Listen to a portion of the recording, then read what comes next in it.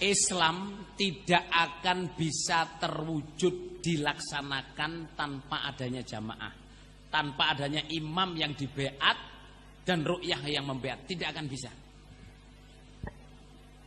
Syahadat, ya. Syahadat itu syarat mutlak orang jadi Islam harus membaca syahadat. Cuman nggak sekedar membaca syahadat. Syahadat itu harus diucapkan di depan imam, yang imam itu akan ngurusi kita sampai kita mati atau dia mati, ya toh? Yang akan ngurusi agama kita, memberi ilmu kita. Baru syahadat itu sah, dan itu adalah imam yang dibeat. Kalau zaman Nabi ya Nabi.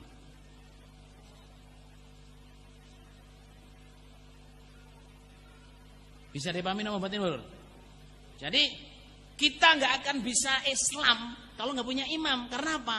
Kita nggak akan bisa mengucapkan syahadat. Sebab mengucapkan syahadat yang sah itu harus di depan imam yang dibaiat. Apakah setiap orang itu harus baiat meskipun dia terlahir dalam keluarga Islam? Asyhadu an la ilaha illallah wa asyhadu anna Muhammadar Rasulullah. Itu bagi orang non muslim masuk Islam. Kalau bapaknya Islam, maknya Islam, Nabi tidak pernah suruh ulang syahadat lagi. Kamu kapan bersyahadat? Mak saya Islam, ayah saya Islam. Makmu tidak Islam yang sejati. Kau harus ulang syahadatmu saudaraku. Ngulangnya di mana? Dengan guru kami. Dia syahadatnya bersilsilah sampai ke Nabi. Oh, nanti saya ulang syahadat lah. Iya, yang penting bayar maharnya dulu. Aliran sesat, berdalil-dalil, berdalih-dalih, UUD, UUW, ujung-ujungnya duit, ujung-ujungnya wanita.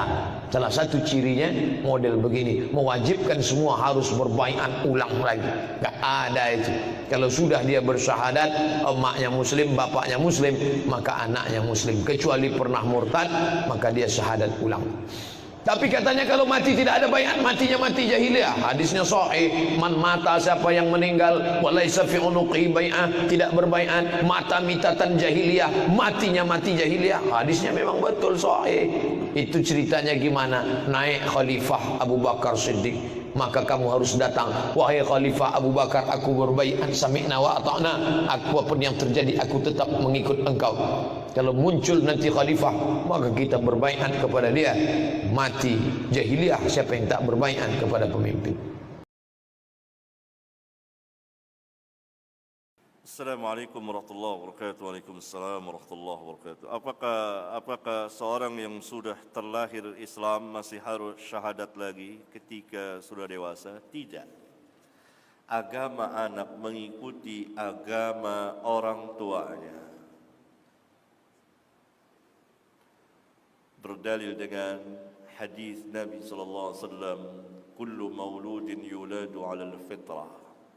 فَأَبَوَاهُ يُهَوِّدَانِهِ أَوْ يُنَصِّرَانِهِ أَوْ يُمَجِّسَانِهِ.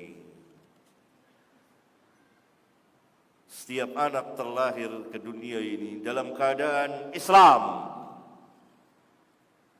Kedua orang tuanya lah yang menjadikan dia Yahudikah atau Nasranikah atau Majusi.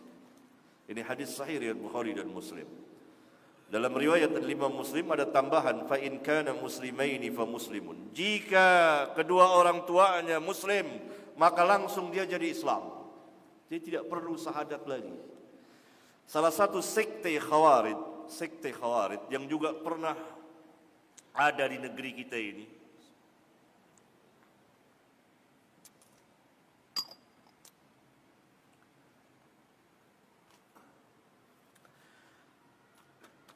mewajibkan syahadat lagi.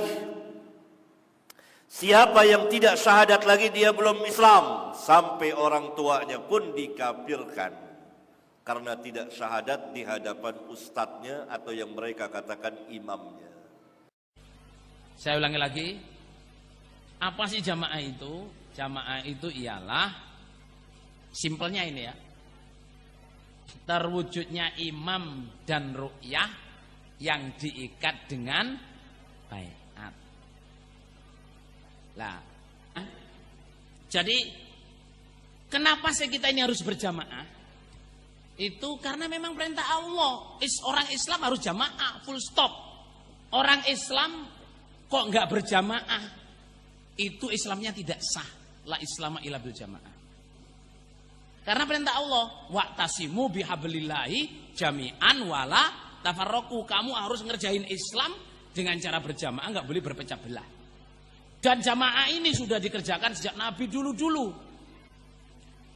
Islam tidak akan bisa terwujud dilaksanakan tanpa adanya jamaah, tanpa adanya imam yang dibeat dan ru'yah yang membeat, tidak akan bisa. Kembali nih tentang jalan yang selamat, Ustaz. Tadi dikatakan ada al-jamaah, Ustaz.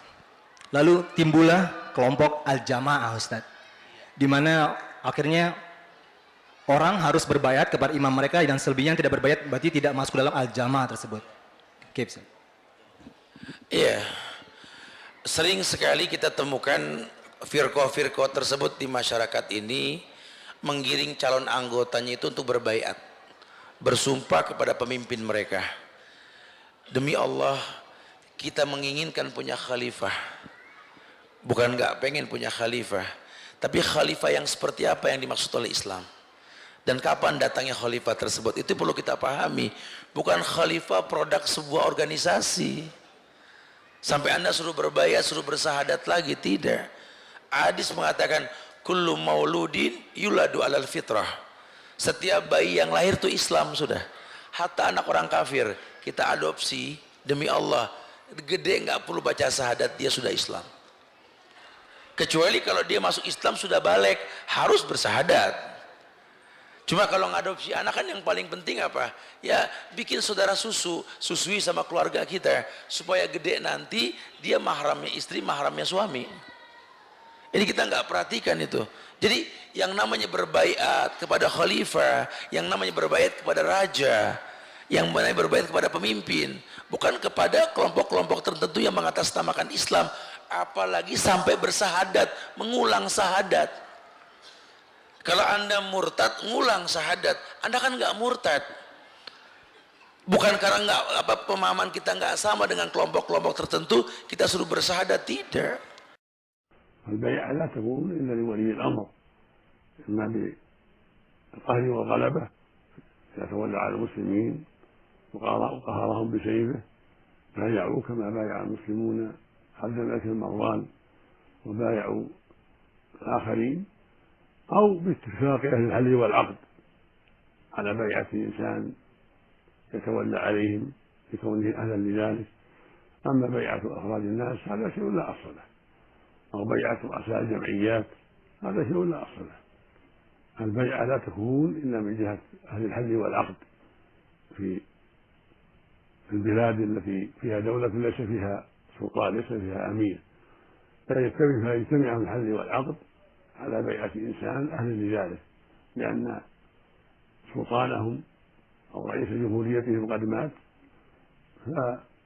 فيتفقون على بيعة إنسان بدلا من الميت، أو يبايع إنسان استولى عليهم بالقوة والغلبة حتى صار أميرا عليهم بالقوة والغلبة، فإنه يبايع حينئذ. نعم.